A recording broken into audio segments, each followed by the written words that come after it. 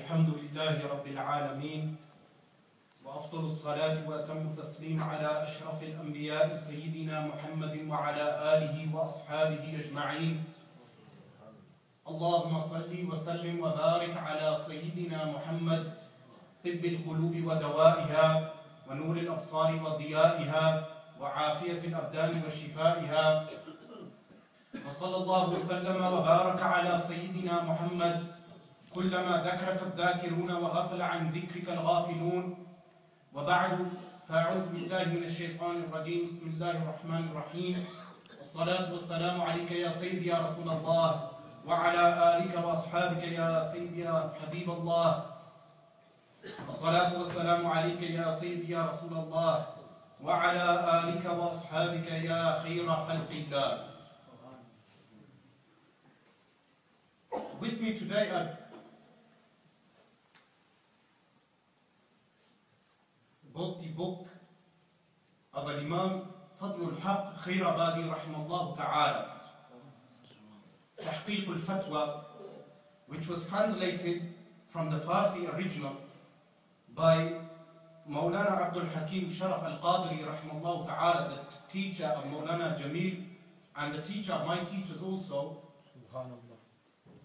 And the reason for bringing this book with me was because within it, even though it was a refutation of Taqwiyatul Iman of Ismail al-Dahlawi, who was a deviant, the book contains issues which are very relevant today, especially toward the end, where the author rahimahullah ta'ala touches upon the statement which we find in many books of aqaid, of belief, where the ulama state, وَلَا نُكَفِّرُ أَحَدًا مِنْ أَهْلِ الْقِبْلَةِ, that we do not do takfir, call as disbelievers anyone from the people of Al-Qibla. Al-Qibla meaning those who pray towards the direction of Makkah al-Mukarramah, meaning the believers, al-Mu'minun, al-Muslimun.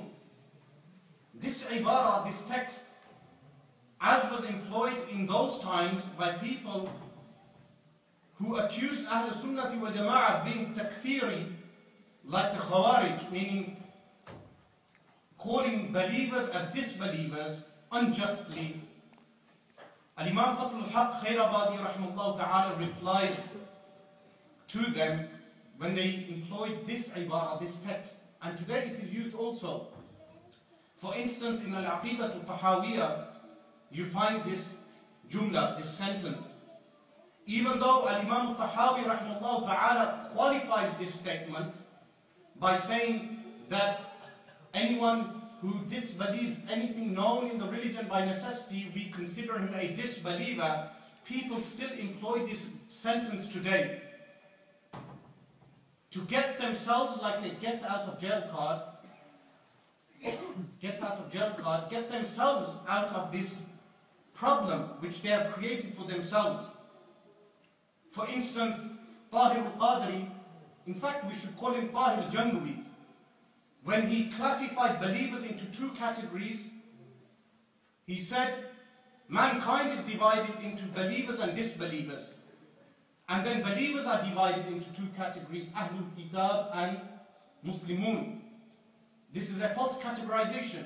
The correct categorization of mankind is two groups, one believers, the followers of Sayyidina Rasulullah alayhi salatu wassalam, and the second category is disbelievers. Then disbelievers divide into two categories, Ahlul Kitab and Mushrikun. But yet, these things which are ma'alum fi din bid darura, known in the religion by necessity, today are being rejected. And when the ulama, not necessarily declaring an individual a kafir, it is not necessary that someone declare an individual a kafir. The important thing is that articles of faith or articles of disbelief be declared as disbelief. This is the important thing. For instance, with the comment of Mark Hansen regarding Dante It is not important that we declare Mark Hansen as a disbeliever.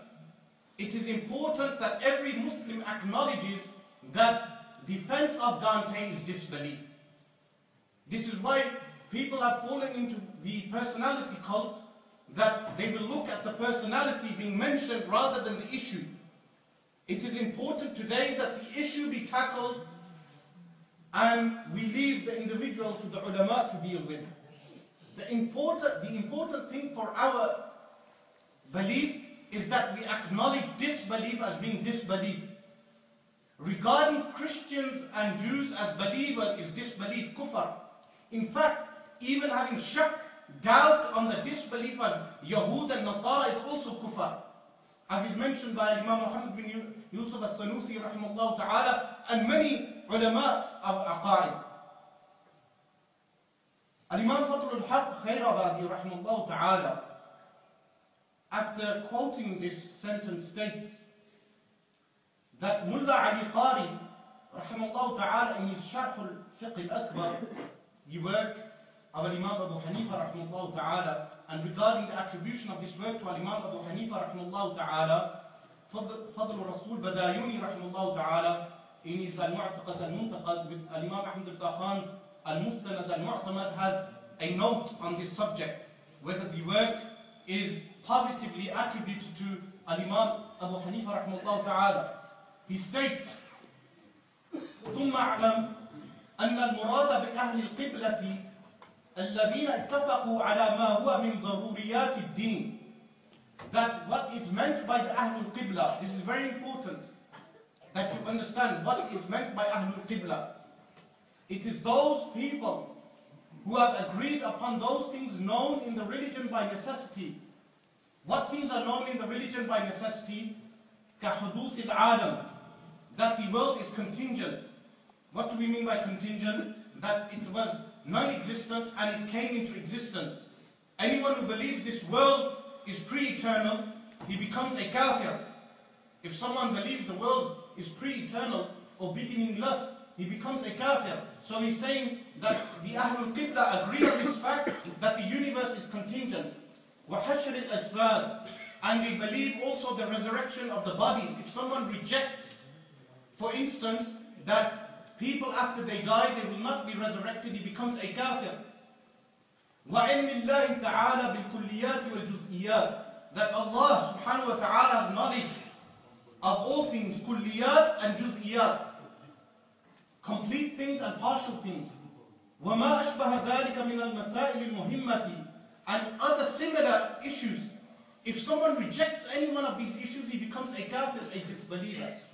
فَمَنْ وَاظَبَ طُولَ عُمْرِهِ عَلَى الطَّاعَاتِ وَالْعِبَادَاتِ, he gives the example of a man who is continuous throughout his life upon being obedient to Allah subhanahu wa ta'ala and upon worship, مَعَ الْقَوْلِ بِقِدْمِ الْعَالَمِ, but however he believes that the universe is beginningless, وَنَفْيِ الْحَشْرِ, or he denies resurrection, أو نفي علمه سبحانه بالجزئيات, or he rejects Allah subhanahu wa ta'ala knowing partial things.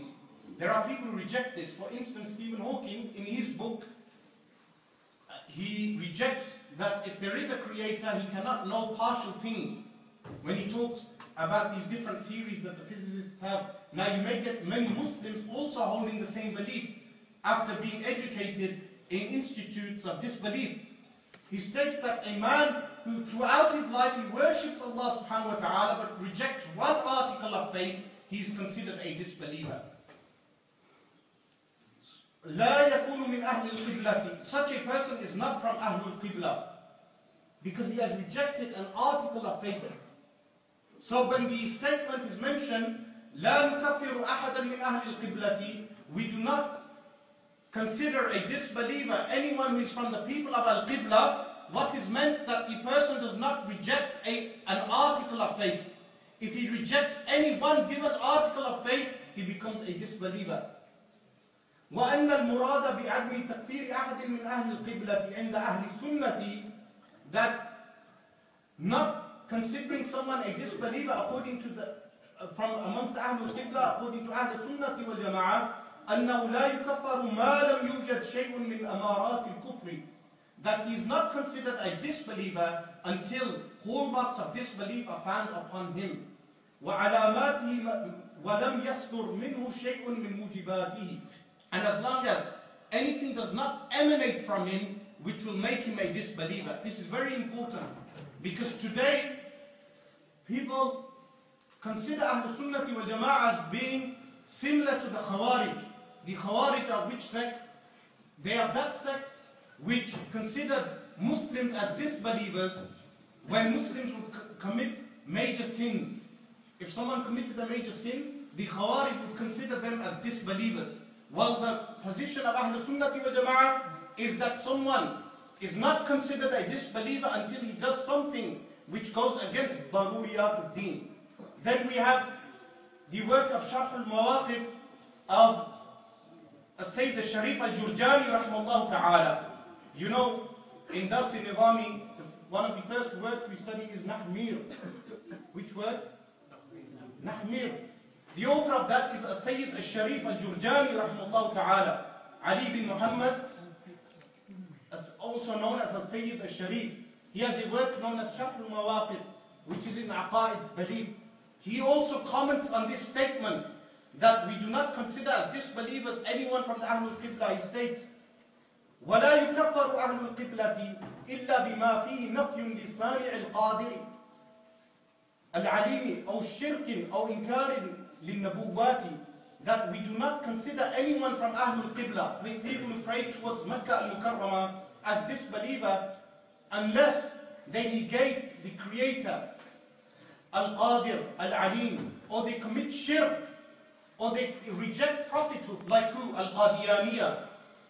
If you know that Al-Qadiyaniyah believe in a prophet, a new prophet, and someone believes that the Qadiyaniyah are believers, if he believes that, then he himself becomes a disbeliever. Like this woman, Saida Warsi, she attended the ceremony of the Qadiyaniyah. Saida Warsi, I called her a munafiq from before, and people criticized me for calling her a munafiq. Now her nifaq has become open, attending gatherings of the Qadiyaniyah. So if someone rejects a prophet from the Anbiya alayhi salatu wassalam, then he becomes a kafir. And this was the weird thing regarding Tahir Janwi that he mentioned in his Christmas meal with the Christians, that if someone rejects Sayyidina Isa alayhi salatu wassalam, he is considered a disbeliever. This is true. But he failed to mention that anyone who rejects Sayyidina Rasulullah alayhi salatu wassalam is also a disbeliever. This article of faith was left out by him, and his similar type of ulama su, evil scholars, that they attend these gatherings and they do not mention articles of faith. Then Sayyid al-Sharif says, أو إنكار ما علم بمجيئه عليه السلام به ضرورة, or he rejects something which is known by necessity regarding Sayyidina Rasulullah alayhi salatu wasalam. And you know, the text of Imam Ghazali radiallahu anhu, Faithul al-Tafriqa, was taken out of context by some people in order to employ that on modern day people of Europe. To say that modern day people of Europe do not know regarding Sayyidina Rasulullah alayhi salatu wasalam, therefore you cannot consider them as disbelievers. Where did they come out with this? In order to appease disbelievers here in Europe. Look how many Muslims there are in the north alone. In Yorkshire alone, there are so many Muslims that these disbelievers can ask any Muslim regarding Sayyidina Rasulullah alayhi salatu wasalam.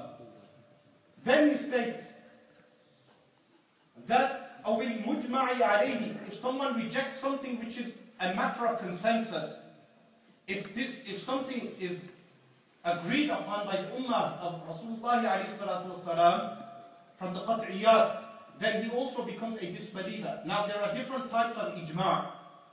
Some consensus, if you reject them, the person does not become a disbeliever. He states, كَاسْتِحْلَالِ مُحَرَّمَاتِ, if someone makes muharramat meaning forbidden things, halal, he becomes a kafir. If someone says, for instance, that zina is allowed, fornication, or adultery is allowed, he becomes a kafir. If someone allows the drinking of alcohol by saying wine is halal, he becomes a kafir. If someone allows theft, he becomes a kafir, because these things are known in the religion by necessity. التي أجمع على حرمتها, those things which there is agreement amongst the Ahl Sunnah wal Jama'ah. فإن كان ذلك المجمع عليه مما علم ضرورة من الدين, if it is from those ijma' which are known by necessity in the religion.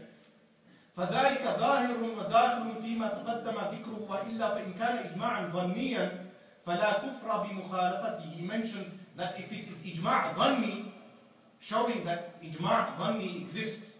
Yesterday we discussed the issue of superiority of Sayyidina Abu Bakr as-Siddiq radiyallahu anhu. If someone rejects this, he does not become a kafir. He becomes a mubtadi'. And praying behind him is not allowed, as is mentioned in the books of fiqh. But such a person is not a kafir. If he insults Sayyidina Abu Bakr as-Siddiq radiyallahu anhu, then that is a different issue. But if he does not consider Sayyidina Abu Bakr as-Siddiq radiyallahu anhu as afdal, then he is a mubtadi', an innovator. And such a person should be treated like an innovator. فَلَا كُفْرَ بِمُخَالَفَتِهِ وَإِنْ كَانَ قَطْعِيًّا فَفِيهِ خِلَافٌ. Now, ijma' dhanni is, there is a type of qat'i also within it. And Sayyid al-Sharif al-Jurjani rahimahullah ta'ala mentioned this. Now, after mentioning this, we know that rejection of an article of faith in the deen is kufr, disbelief. What about tanqis?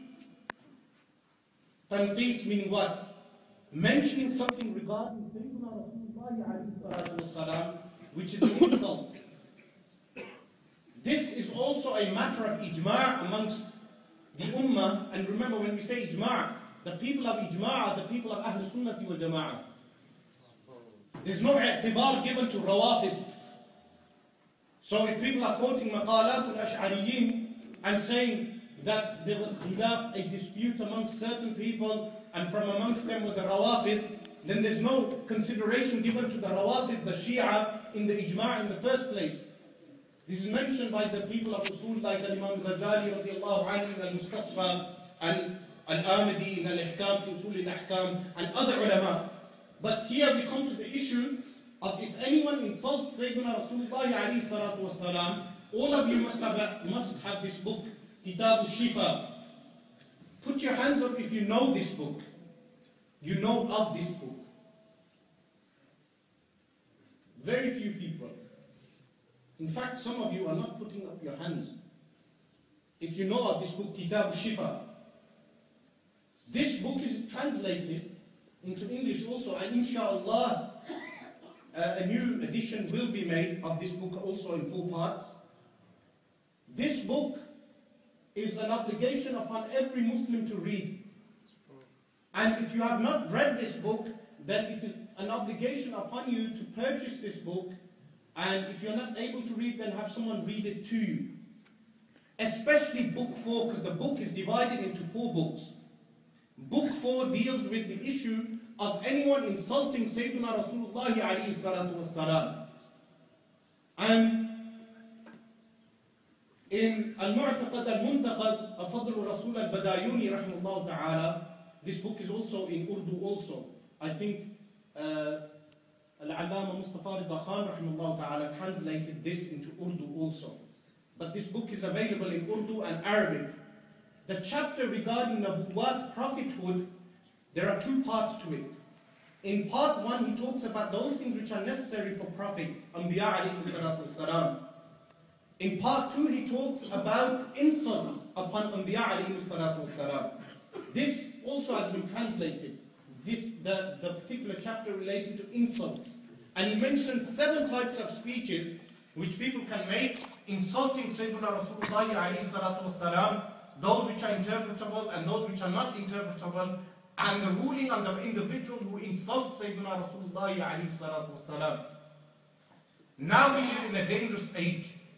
We are living in an age where after the comments made by Mark Hansen were refuted regarding Dante, we live in such an age that people using Muslim names are defending Dante. Never mind defending Mark Hansen. That is one thing. We are receiving emails defending Dante, saying, you as Muslims do not understand Dante. Dante was a man who wrote literature and you do not understand his literature. Do you know the cure for such a person who defends Dante? Firstly, put your hands up if you are familiar with Dante. Very few people. Dante wrote a book called the Inferno, also known as the Divine Comedy, in the 13th century. And he was an Italian poet, philosopher. You can tell he was living in the period of the Crusades. And in this work, he insulted Sayyidina Rasulullah alayhi salatu wasalam. Employed despicable language regarding Sayyidina Rasulullah alayhi salatu wasalam, which is not worth repeating. This work, people are defending the author and the work. And we have received comments from people saying that you do not understand Dante, it is a work of literature. You know, such people, what you should do with them is that the work itself, the passage which has the insults to Sayyidina Rasulullah alayhi salatu wasalam, replace the name of Rasulullah alayhi salatu wasalam, delete that, and place the name of their father. And we will see how they will react. And this happened. A few days ago, someone was defending Mark Hansen, saying that the comments are not insulting to Sayyidina Rasulullah alayhi salatu wasalam. The individual phoned me, I said, replace the name with the name of the person's father. He did so and the person felt insulted. When he did this, the person made tawbah, he repented, he said the comments are insulting. And this is the sickness which is seething through many people in our communities today. And this is what has led to the weakness of the Muslim nation. That adab, respect for Sayyidina Rasulullah alayhi salatu wasalam, adab for Al-Quran al-Kareem. For instance, if you go to some of the buildings of the people who are influenced by Ikhwan al-Muslimin, you'll find them placing Al-Quran al-Kareem on the floor. This is the state people have reached. If you go to Al-Haram al-Sharif in Makkah al-Mukarramah, you will find that people will be placing the masahif on the floor and reading Al-Quran al-Kareem, or stretching their legs out to Al-Ka'bah al-Musharrafah. In the same way, we have people telling us to turn our backs when we go to give salam to Sayyidina Rasulullah alayhi salatu wasalam. We have people calling for the destruction of the dome of Rasulullah alayhi salatu wasalam. And then we have people who may commemorate the Mawlid of Rasulullah alayhi salatu wasalam, but they have the audacity to defend Dante. This is a greater deception.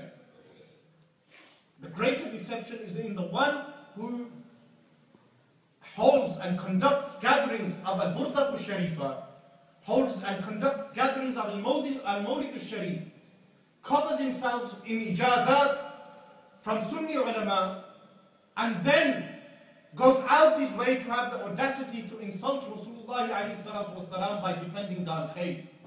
This is the age we are living in. And this is what we must be wary of. Now, regarding the one who insults Rasulullah alayhi salatu wasalam, Fadlul Haq Khairawadi rahimahullah ta'ala quotes Sharh al-Wiqaya with the commentary of Al-Alama Jalbi rahimahullah ta'ala.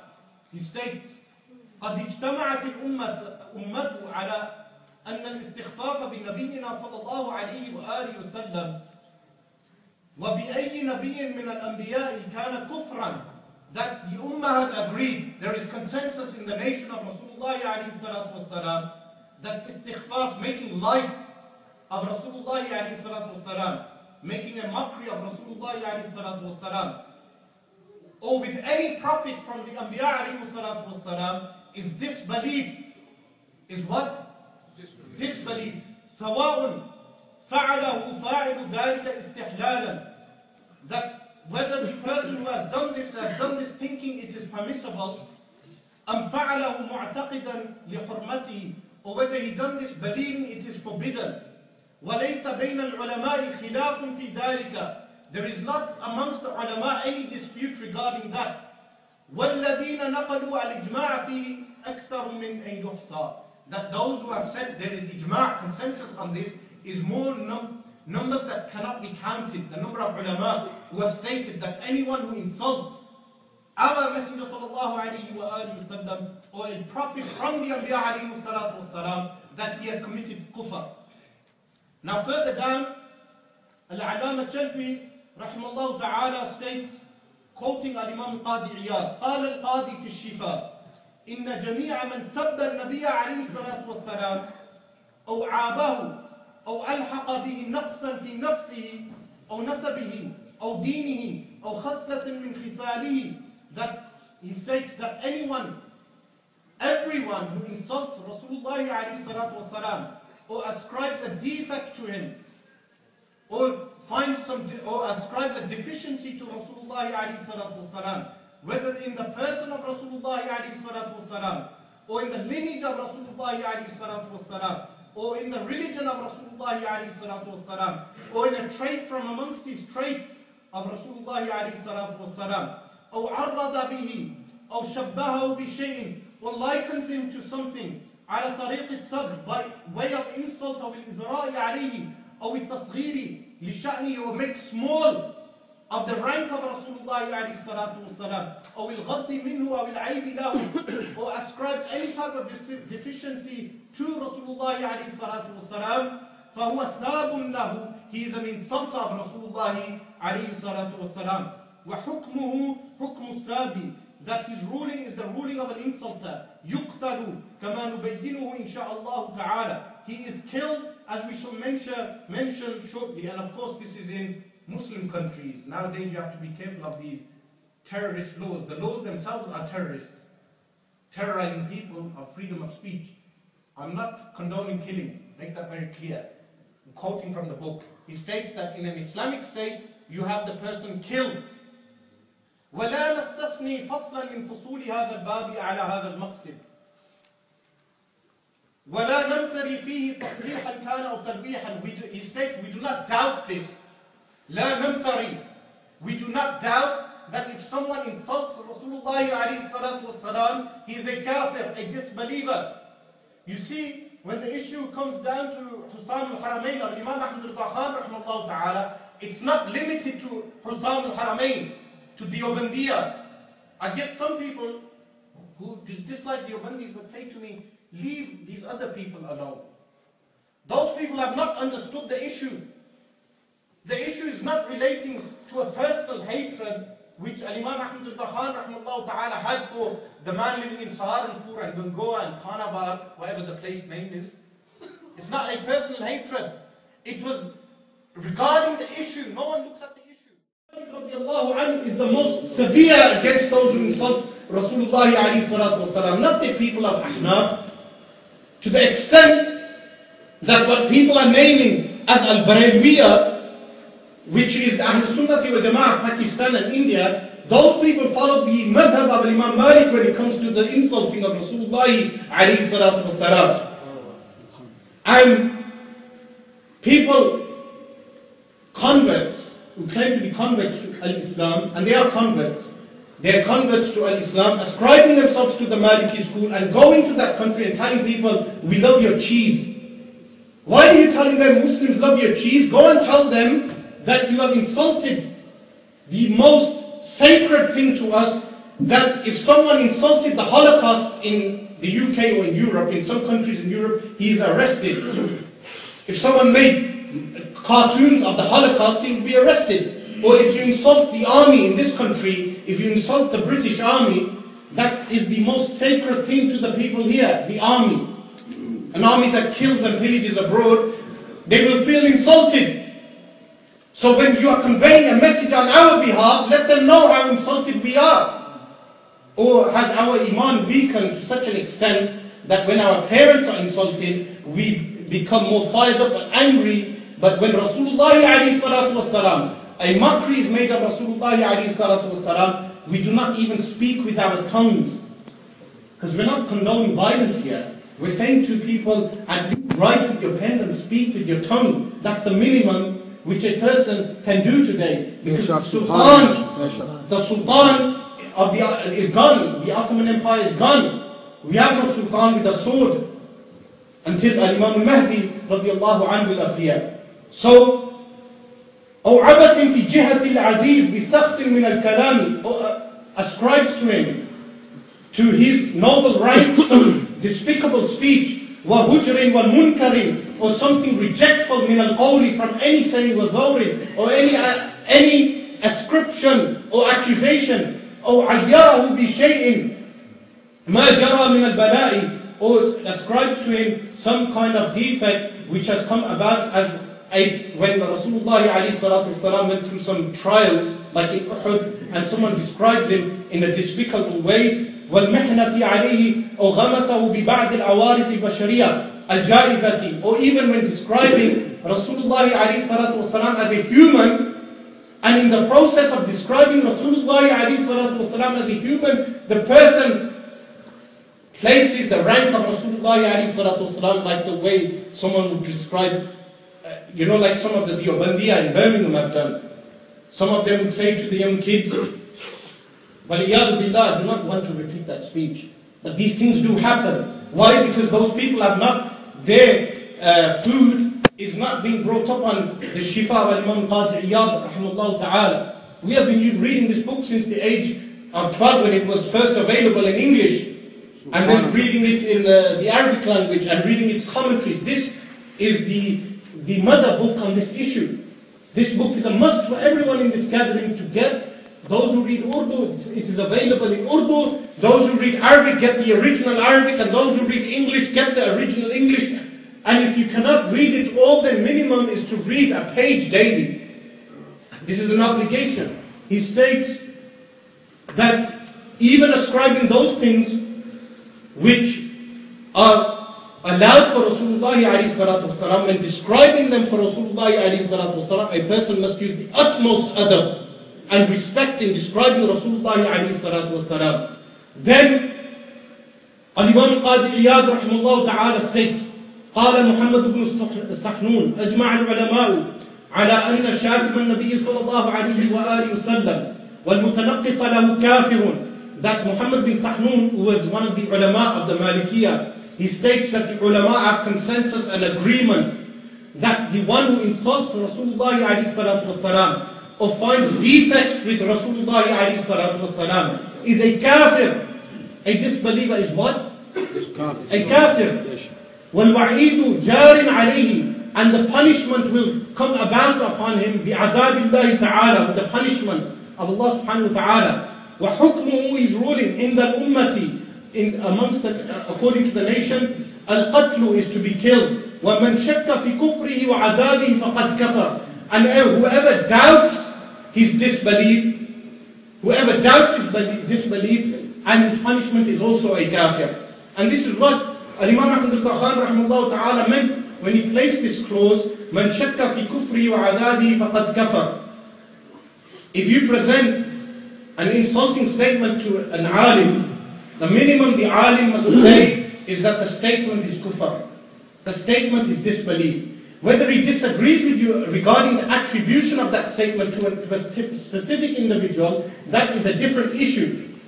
Someone may say that this is why before Hamim Keller wrote this article, Iman Kufr and Takfir, the Deobandiyah in the UK would say that our ulama have not stated this in the English language. Those youngsters would say our ulama have not said this.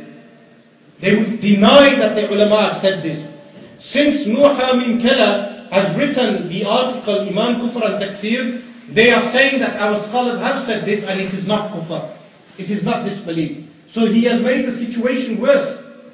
It was better for them to deny the statements. At least they would not have fallen into kufr, disbelief. Now the minimum obligation on an individual is to say that these statements are disbelief. And this is not only limited to Deobandiyah. Whenever it comes to explicit speech regarding Rasulullah ﷺ, that someone has explicitly insulted Rasulullah ﷺ, it is an obligation upon every alim to mention that the statement is kufr, disbelief. The statement is disbelief.